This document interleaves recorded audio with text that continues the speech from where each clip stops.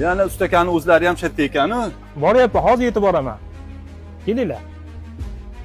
Assalomu alaykum. Ustaka yaxshimisiz, suyimsiz?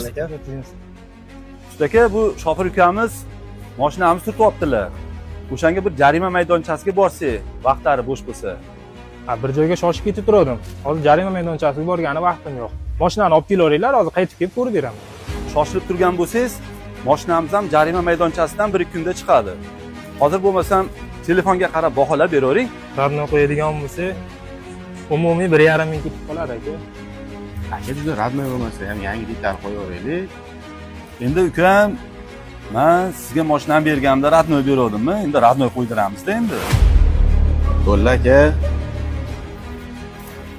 Pulni harakatini qilayotganmiz-da.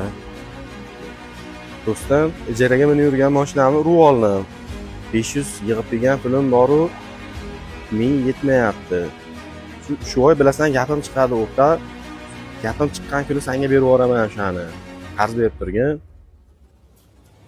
Ukam, nima bo'ldi ishlar? Bo'ldi aka, pulni hal qildim. Borib kelaman hozir. Ukam, birga borib kelamiz, birga hal qilamiz. Ustaka, bo'lmasam bir bor ishni hal qilib kelaylik, keyin tushiramiz sizga. Qalaysan o'ta? Mashinani qayerdan topding? Aytdim, men topaman deb. Tayyor bo'libdi. Qara odam. To'xta, eshik yo'q, qochdik. Ustaka, pulni hal qildik. Qani bir hisob-kitob qilingchi. Nima qilaylik aka? Radnoyni hisoblaylik bo'lmasam? Endi radnoyda emas, bizga BO ham bo'laveradi. BOni hisoblab olsinlar bir ustaka. BO qo'yadigan bo'lsa aka, xizmat haqqisidan $500 bo'lar ekan. BO 500 bo'ladigan bo'lsa, 1000 foyda qilyapti ekan ustaka. BO qo'yib yuboramiz.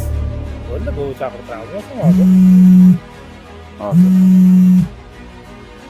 Alo. Assalomu alaykum aka. Va alaykum assalom. Sog'ligingiz yaxshimi aka? Ertalab maktab o'quvchisiga mashina bergan edik-ku. Xo'sh, O'sha maktabga mana borganda ikkita balachani urib qochib ketgan ekan. GPSdan bilishimiz bo'yicha dalaga tashlab ketib yoribdi. O'sha mashinani oldida turdim. Mashinaga nima bo'pti? Jicha labovoy, kapot, bufer qo'yilgan holatda. Xo'p, bo'lmasam hozir mashinaga qatga olib borishni aniqlab turib telefon qilib yuboraman. Bo'ldi, xo'p bo'ladi aka, xo'p bo'ladi. Xo'p. Ustaka, Ha aka, nima bo'ldi? mashinani tez hal qilmasak bo'lmaydi. Ha, oldin jarima maydonchasidan olib chiqinglar. Yo'q, men boshqa mashina haqida gapiryapman. Bitta mashinamizni yosh bolaga bergandik, ikkita balachani urib yuboribdi. Shu mashinamizni darrov ta'mirlash kerak. Ha, bo'ldi masalan aka. Mashinani olib kelaveringlar, kechasi hech kimga bildirmasdan tezlashtirib qilib beramiz aka.